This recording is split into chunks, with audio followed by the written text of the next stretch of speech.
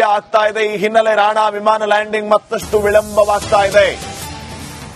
ಸಂಜೆಯ ಬಳಿಕ ವಿಮಾನ ಲ್ಯಾಂಡಿಂಗ್ ಆಗುವ ಸಾಧ್ಯತೆ ಇದೆ. ದೆಹಲಿಯತ್ತ ಭಾರತೀಯ ವಾಯುಪಡೆಯ ವಿಮಾನ ಈಗಾಗಲೇ ಹೊರಟಾಗಿದೆ. ಆದರೆ ತಾಂತ್ರಿಕ ದೋಷದ ಹಿನ್ನೆಲೆ ಮತ್ತಷ್ಟು ವಿಳಂಬ ಆಗುತ್ತೆ ಲ್ಯಾಂಡ್ ಆಗೋದಕ್ಕೆ. ಪಾಲಂ ವಾಯುನೆಲೆಯ ವಿಮಾನ ನಿಲ್ದಾಣ ಈ ಬಗ್ಗೆ ಈಗಾಗಲೇ ಮಾಹಿತಿ ಲಭ್ಯ ಆಗಿರೋದು. ಮತ್ತೊಂದು ಕಡೆ ತಾಂತ್ರಿಕ ದೋಷದ ಹಿನ್ನೆಲೆ ಪಾಲಂ ವಾಯುನೆಲೆ ನಿಲ್ದಾಣಕ್ಕೆ ಬರೋದು ಇನ್ನಷ್ಟು ವಿಳಂಬ ಆಗುತ್ತೆ ಅನ್ನುವಂಥ ಮಾಹಿತಿ ಲಭ್ಯ ಆಗ್ತಾ ಇದೆ. ಕಾರಣ ಇಷ್ಟೇ, ಈ ಟೆಕ್ನಿಕಲ್ ಇಶ್ಯೂಸ್ ಇಂದಾಗಿ ಇನ್ನಷ್ಟು ಲೇಟ್ ಆಗುತ್ತೆ ಲ್ಯಾಂಡಿಂಗ್ ಆಗೋದಕ್ಕೆ ಅನ್ನುವಂತಹ ಮಾಹಿತಿ ಈಗ ಲಭ್ಯ ಆಗ್ತಾ ಇದೆ. ಸಂಜೆಯ ಬಳಿಕ ವಿಮಾನ ಲ್ಯಾಂಡ್ ಆಗುವ ಸಾಧ್ಯತೆ ಇದೆ. ಸೊ ದೆಹಲಿಯತ್ತ ಭಾರತೀಯ ವಾಯುಪಡೆ ವಿಮಾನ ಈಗಾಗಲೇ ಹೊರಟಿರೋದು. ಪಾಲಂ ವಾಯುನೆಲೆಯ ವಿಮಾನ ನಿಲ್ದಾಣಕ್ಕೆ ಆಗಮಿಸ್ತಾ ಇರೋದು. ಕೊಂಚ ತಾಂತ್ರಿಕ ದೋಷದ ಹಿನ್ನೆಲೆ ಈಗ ಇನ್ನಷ್ಟು ವಿಳಂಬವಾಗುತ್ತೆ ಅನ್ನುವಂಥ ಮಾಹಿತಿ ಲಭ್ಯ ಆಗ್ತಾ ಇದೆ.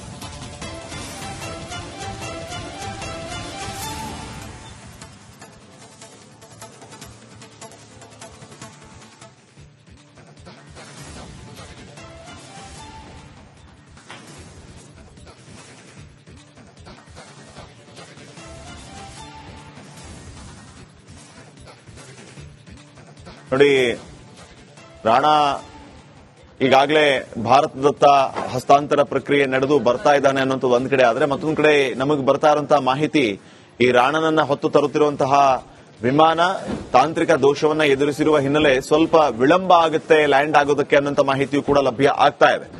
ಸೊ ಸಂಜೆಯ ಬಳಿಕ ವಿಮಾನ ಲ್ಯಾಂಡ್ ಆಗುತ್ತೆ ಅನ್ನೋಂಥ ಮಾಹಿತಿ ಲಭ್ಯ ಆಗ್ತಾ ಇದೆ. ಒಂದು ಕಡೆ ಈ ವಿಮಾನ ಲ್ಯಾಂಡ್ ಆಗ್ತಾ ಇದ್ದಂಗೆ ಉಳಿದ ಪ್ರಕ್ರಿಯೆಗಳು ನಡೆಯುತ್ತೆ ಅನ್ನುವಂಥದ್ದು. ಬಂಧನ ಪ್ರಕ್ರಿಯೆ, ಅದಾದ ನಂತರ ಆತನನ್ನ ಮೆಡಿಕಲ್ ಟೆಸ್ಟ್ಗೆ ಒಳಪಡಿಸೋದು, ತಿಹಾರ್ ಜೈಲಿಗೋ ಅಥವಾ ಎನ್ಐಎ ಕೇಂದ್ರ ಕಚೇರಿಗೋ ಅಲ್ಲಿ ಹೋದ ನಂತರ ಏನೇನು ಪ್ರೊಸೆಸ್ ಇರುತ್ತೆ, ಹೀಗೆ ಇತ್ಯಾದಿ ಇತ್ಯಾದಿ ಪ್ರಶ್ನೆಗಳು ಸದ್ಯಕ್ಕಂತೂ ಇದೆ. ಸೊ ಈಗ 6 ಗಂಟೆಯಿಂದ 7 ಗಂಟೆಯ ಅವಧಿಯಲ್ಲಿ ಆತನನ್ನ ನೇರವಾಗಿ ಎನ್ಐಎ ಕೇಂದ್ರ ಕಚೇರಿಗೆ ಕರೆದುಕೊಂಡು ಹೋಗಲಾಗುತ್ತೆ ಅನ್ನುವಂತ ಮಾಹಿತಿ ಇದೆ.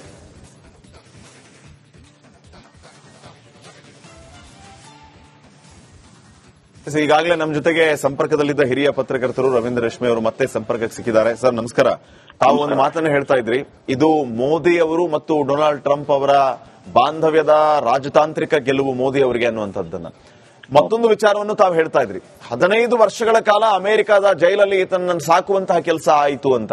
ಸೊ ಇವತ್ತಿನ ದಿನದಿಂದ ಲೆಕ್ಕವೇ ಬೇರೆ. ಸೊ ಭಾರತದಲ್ಲಿ ಈ ಆಯಾಮದಲ್ಲಿ ನಾವು ಯೋಚನೆ ಮಾಡೋದಾದ್ರೆ ಏನೇನಾಗಬಹುದು ಅಂತ. ಅಲ್ಲ, ನಾವಿಲ್ಲಿ ಅಮೆರಿಕದ ಪ್ರಭುತ್ವದ ಇಬ್ಬಂದಿತನ ಇದೆ ಅಲ್ಲ, ಈತನನ್ನ ಯಾವತ್ತೂ ಹ್ಯಾಂಡ್ ಓವರ್ ಮಾಡಬಹುದಾಗಿತ್ತು. ಹೌದೌದು. ಮೋದಿ ಅವ್ರಿಗಿಂತ ಮುಂಚೆ ಯುಪಿಎ ಸರ್ಕಾರ ಇತ್ತು, ಅವರು ಕೂಡ ಅವಾಗ್ಲಿಂದನೂ ಈತನ ಬೆನ್ನತ್ತಿದ್ರು. ಈತನ ಸುಳಿವುಗಳು ಎಲ್ರಿಗೂ ಪತ್ತೆ ಆಗಿತ್ತು ಆವತ್ತೇನೆ. ಇದೇ ನೋಡಿ, ಇದೇ ಸಂದರ್ಭದಲ್ಲಿ ಮತ್ತೊಬ್ಬ ಪನ್ನೂನ್ ಅಂತ ಖಲಿಸ್ತಾನಿ ಭಯೋತ್ಪಾದಕ, ಆತ ಪನ್ನೂನ್ನನು ಅಲ್ಲೇ ಕೂತ್ಕೊಂಡ್ಬಿಟ್ಟು ಭಾರತದ ವಿರೋಧಿ ಹೇಳಿಕೆ ಕೊಡ್ತಾ ಇರ್ತಾನೆ. ಆಮೇಲೆ ಅವನ ವಿಚಾರದಲ್ಲಿ ಪಾಪ ನಮ್ಮ ಅಜಿತ್ ದೋವಲ್ ಇದಾರಲ್ಲ, ತಮ್ಮ ಭದ್ರತಾ ಸಲಹೆಗಾರ, ಅವ್ರ ಮೇಲೆ ಕೇಸ್ ಹಾಕ್ಬಿಟ್ಟಿದ್ದಾರೆ ಅಮೆರಿಕನ್ ಕೋರ್ಟ್ ಅಲ್ಲಿ. ಅವ್ರನ್ನ ಅಕ್ಯೂಸ್ ನಂಬರ್ 1 ಮಾಡ್ಬಿಟ್ಟಿದ್ದಾರೆ. ಯಾಕಂದ್ರೆ ಪನ್ನೂನ್ ಹತ್ಯೆ ಯತ್ನದಲ್ಲಿ ಇವ್ರ ಕೈವಾಡ ಇತ್ತು ಅಂತಂದ್ಬಿಟ್ಟು. ಅದು ಬೈಡೆನ್ ಪ್ರಭುತ್ವ ಇದ್ದಾಗ ಅದು ಬಹಳ ವಿಕೋಪಕ್ಕೆ ಹೋಗ್ಬಿಟ್ಟಿತ್ತು ಅದು. ಆತ ಭಯೋತ್ಪಾದಕ ಘೋಷಿತ ಭಯೋತ್ಪಾದಕ ಎಲ್ರಿಗೂ ಗೊತ್ತಾ ಇದೆ.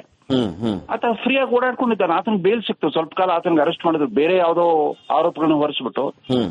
ಆತ ಅಮೆರಿಕನ್ ಪ್ರಜೆ, ಆತನ ರಕ್ಷೋದು ನಮ್ಮ ಕರ್ತವ್ಯ ಅಂತ ಅಂದ್ಬಿಟ್ಟು ಬೈಡೆನ್ ಅವರು ಹೇಳಿಕೆ ಕೊಡ್ತಾ ಇದ್ರು. ಬೈಡೆನ್ ಸರ್ಕಾರದ ವಕ್ತಾರರು ಹೇಳಿಕೆ ಕೊಡ್ತಾ ಇದ್ರು. ಒಂದ್ ಕಡೆ ಭಾರತ ವಿರೋಧಿ ಈ ಭಯೋತ್ಪಾದಕರನ್ನ ಅವರೇ ಆಶ್ರಯ ಕೊಡ್ತಾರೆ ಅವ್ರಿಗೆಲ್ಲ. ಮತ್ತೊಂದ್ ಕಡೆ ಈ ತರ ಅಪರೂಪಕ್ಕೊಮ್ಮೆ ಈ ತರದ ರಾಜತಾಂತ್ರಿಕ ಒಂದು ಇದನ್ನ ತೋರಿಸ್ತಾರೆ, ಒಂದು ಸೌಜನ್ಯ ತೋರಿಸ್ತಾರೆ ಆಗಾಗ.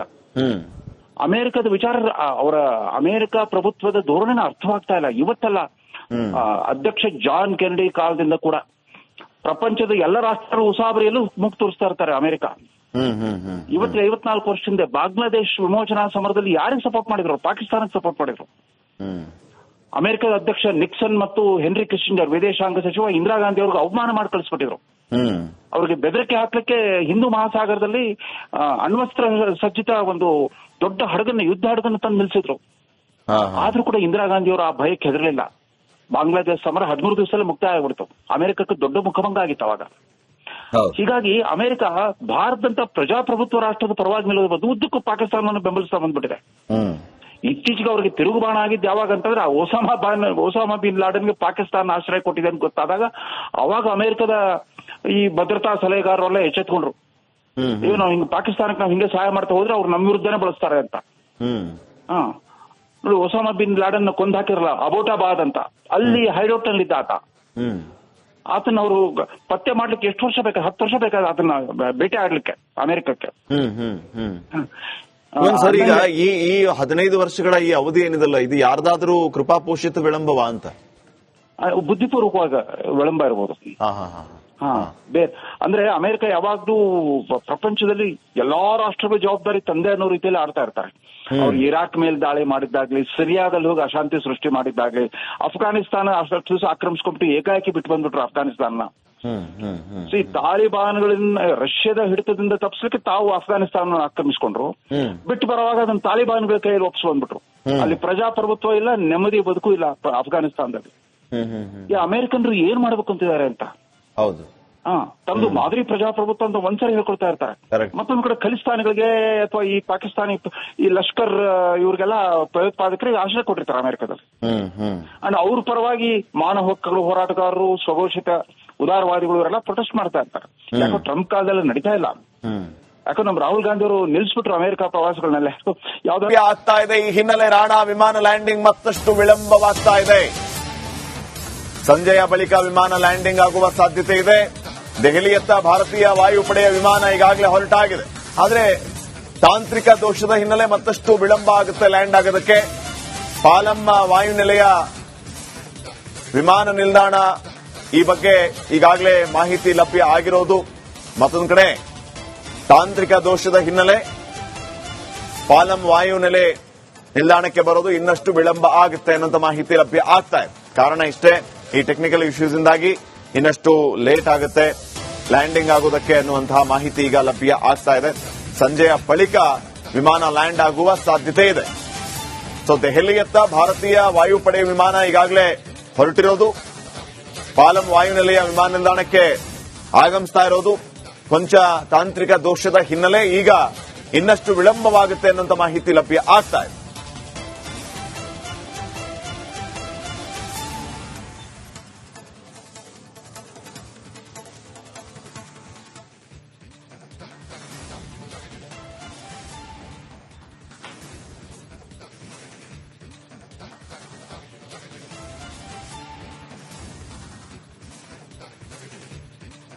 ನೋಡಿ, ರಾಣಾ ಈಗಾಗಲೇ ಭಾರತದತ್ತ ಹಸ್ತಾಂತರ ಪ್ರಕ್ರಿಯೆ ನಡೆದು ಬರ್ತಾ ಇದ್ದಾನೆ ಅನ್ನೋದು ಒಂದ್ ಕಡೆ ಆದ್ರೆ, ಮತ್ತೊಂದು ಕಡೆ ನಮಗೆ ಬರ್ತಾ ಇರುವಂತಹ ಮಾಹಿತಿ ಈ ರಾಣನನ್ನ ಹೊತ್ತು ತರುತ್ತಿರುವಂತಹ ವಿಮಾನ ತಾಂತ್ರಿಕ ದೋಷವನ್ನ ಎದುರಿಸಿರುವ ಹಿನ್ನೆಲೆ ಸ್ವಲ್ಪ ವಿಳಂಬ ಆಗುತ್ತೆ ಲ್ಯಾಂಡ್ ಆಗೋದಕ್ಕೆ ಅನ್ನೋಂಥ ಮಾಹಿತಿಯೂ ಕೂಡ ಲಭ್ಯ ಆಗ್ತಾ ಇದೆ.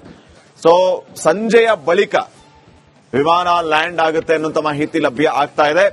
ಒಂದು ಕಡೆ ಈ ವಿಮಾನ ಲ್ಯಾಂಡ್ ಆಗ್ತಾ ಇದ್ದಂಗೆ ಉಳಿದ ಪ್ರಕ್ರಿಯೆಗಳು ನಡೆಯುತ್ತೆ ಅನ್ನುವಂಥದ್ದು. ಬಂಧನ ಪ್ರಕ್ರಿಯೆ, ಅದಾದ ನಂತರ ಆತನನ್ನ ಮೆಡಿಕಲ್ ಟೆಸ್ಟ್ಗೆ ಒಳಪಡಿಸೋದು, ತಿಹಾರ್ ಜೈಲಿಗೋ ಅಥವಾ NIA ಕೇಂದ್ರ ಕಚೇರಿಗೋ, ಅಲ್ಲಿ ಹೋದ ನಂತರ ಏನೇನು ಪ್ರೊಸೆಸ್ ಇರುತ್ತೆ, ಹೀಗೆ ಇತ್ಯಾದಿ ಇತ್ಯಾದಿ ಪ್ರಶ್ನೆಗಳು ಸದ್ಯಕ್ಕಂತೂ ಇದೆ.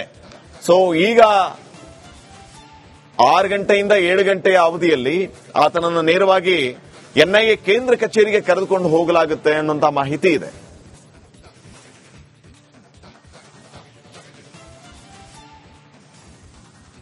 ಈಗಾಗಲೇ ನಮ್ಮ ಜೊತೆಗೆ ಸಂಪರ್ಕದಲ್ಲಿದ್ದ ಹಿರಿಯ ಪತ್ರಕರ್ತರು ರವೀಂದ್ರ ರೇಷ್ಮೆ ಅವರು ಮತ್ತೆ ಸಂಪರ್ಕಕ್ಕೆ ಸಿಕ್ಕಿದ್ದಾರೆ. ಸರ್ ನಮಸ್ಕಾರ. ತಾವು ಒಂದು ಮಾತನ್ನು ಹೇಳ್ತಾ ಇದ್ರಿ, ಇದು ಮೋದಿ ಅವರು ಮತ್ತು ಡೊನಾಲ್ಡ್ ಟ್ರಂಪ್ ಅವರ ಬಾಂಧವ್ಯದ ರಾಜತಾಂತ್ರಿಕ ಗೆಲುವು ಮೋದಿ ಅವರಿಗೆ ಅನ್ನುವಂಥದ್ದನ್ನ. ಮತ್ತೊಂದು ವಿಚಾರವನ್ನು ತಾವು ಹೇಳ್ತಾ ಇದ್ರಿ, 15 ವರ್ಷಗಳ ಕಾಲ ಅಮೆರಿಕದ ಜೈಲಲ್ಲಿ ಈತನನ್ನು ಸಾಕುವಂತಹ ಕೆಲಸ ಆಯಿತು ಅಂತ. ಸೊ ಇವತ್ತಿನ ದಿನದಿಂದ ಲೆಕ್ಕವೇ ಬೇರೆ. ಸೊ ಭಾರತದಲ್ಲಿ ಈ ಆಯಾಮದಲ್ಲಿ ನಾವು ಯೋಚನೆ ಮಾಡೋದಾದ್ರೆ ಏನೇನಾಗಬಹುದು ಅಂತ. ಅಲ್ಲ, ನಾವಿಲ್ಲಿ ಅಮೆರಿಕದ ಪ್ರಭುತ್ವದ ಇಬ್ಬಂದಿತನ ಇದೆ ಅಲ್ಲ, ಈತನನ್ನ ಯಾವತ್ತೂ ಹ್ಯಾಂಡ್ ಓವರ್ ಮಾಡಬಹುದಾಗಿತ್ತು. ಹೌದೌದು. ಮೋದಿ ಅವ್ರಿಗಿಂತ ಮುಂಚೆ UPA ಸರ್ಕಾರ ಇತ್ತು, ಅವರು ಕೂಡ ಅವಾಗ್ಲಿಂದನೂ ಈತನ ಬೆನ್ನತ್ತಿದ್ರು. ಈತನ ಸುಳಿವುಗಳು ಎಲ್ರಿಗೂ ಪತ್ತೆ ಆಗಿತ್ತು ಆವತ್ತೇನೆ. ಇದೇ ನೋಡಿ, ಇದೇ ಸಂದರ್ಭದಲ್ಲಿ ಮತ್ತೊಬ್ಬಪ್ಪನ್ನು ನಂತ ಖಲಿಸ್ತಾನಿ ಭಯೋತ್ಪಾದಕ ಆತ ಪನ್ನನ್ನು ಅಲ್ಲೇ ಕೂತ್ಕೊಂಡ್ಬಿಟ್ಟು ಭಾರತದ ವಿರೋಧಿ ಹೇಳಿಕೆ ಕೊಡ್ತಾ ಇರ್ತಾನೆ. ಆಮೇಲೆ ಅವನ ವಿಚಾರದಲ್ಲಿ ಪಾಪ ನಮ್ಮ ಅಜಿತ್ ದೋವಲ್ ಇದಾರಲ್ಲ, ತಮ್ಮ ಭದ್ರತಾ ಸಲಹೆಗಾರ, ಸಲಹೆಗಾರ, ಅವ್ರ ಮೇಲೆ ಕೇಸ್ ಹಾಕ್ಬಿಟ್ಟಿದ್ದಾರೆ ಅಮೆರಿಕನ್ ಕೋರ್ಟ್ ಅಲ್ಲಿ. ಅವ್ರನ್ನ ಅಕ್ಯೂಸ್ ನಂಬರ್ 1 ಮಾಡ್ಬಿಟ್ಟಿದ್ದಾರೆ. ಯಾಕಂದ್ರೆ ಪನ್ನೂನ್ ಹತ್ಯೆ ಯತ್ನದಲ್ಲಿ ಇವ್ರು ಕೈವಾಡ ಇತ್ತು ಅಂತ ಅಂದ್ಬಿಟ್ಟು. ಅದು ಬೈಡೆನ್ ಪ್ರಭುತ್ವ ಇದ್ದಾಗ ಅದು ಬಹಳ ವಿಕೋಪಕ್ಕೆ ಹೋಗ್ಬಿಟ್ಟಿತ್ತು ಅದು. ಆತ ಭಯೋತ್ಪಾದಕ ಘೋಷಿತ ಭಯೋತ್ಪಾದಕ ಎಲ್ರಿಗೂ ಗೊತ್ತಾ ಇದೆ. ಆತ ಫ್ರೀಯಾಗಿ ಓಡಾಡ್ಕೊಂಡಿದ್ದಾನೆ. ಆತನ ಬೇಲ್ ಸಿಕ್ತು, ಸ್ವಲ್ಪ ಕಾಲ ಆತನಿಗೆ ಅರೆಸ್ಟ್ ಮಾಡಿದ್ರು, ಬೇರೆ ಯಾವುದೋ ಆರೋಪಗಳನ್ನು ಹೊರಿಸ್ಬಿಟ್ಟು. ಆತ ಅಮೆರಿಕನ್ ಪ್ರಜೆ, ಆತನ ರಕ್ಷೋದು ನಮ್ಮ ಕರ್ತವ್ಯ ಅಂತ ಅಂದ್ಬಿಟ್ಟು ಬೈಡೆನ್ ಅವರು ಹೇಳಿಕೆ ಕೊಡ್ತಾ ಇದ್ರು. ಬೈಡೆನ್ ಸರ್ಕಾರದ ವಕ್ತಾರರು ಹೇಳಿಕೆ ಕೊಡ್ತಾ ಇದ್ರು. ಒಂದ್ ಕಡೆ ಭಾರತ ವಿರೋಧಿ ಈ ಭಯೋತ್ಪಾದಕರನ್ನ ಅವರೇ ಆಶ್ರಯ ಕೊಡ್ತಾರೆ ಅವ್ರಿಗೆಲ್ಲ.